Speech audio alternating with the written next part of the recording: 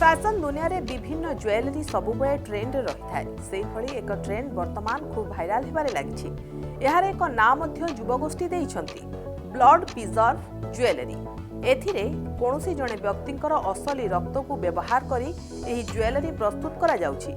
एहाकू एही jewellery box रे seal करा जाई थाए। एही रक्त को किछि निर्दिष्ट केमिकल उपाय रे संरक्षित करा जाई थाए जेपरि एहा खराब हेबो नाही। एहा परे एही रक्त को कोनोसी एक ट्रांसपेरेंट सामग्री रे एही रक्त को रखा जाई प्रस्तुत करा जाउछि।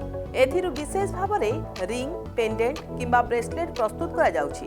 तबे एहाकू सठिक उपाय रे प्रस्तुत करा जिबा परे ही व्यवहार पाई डाक्टर परामर्श देइछंती।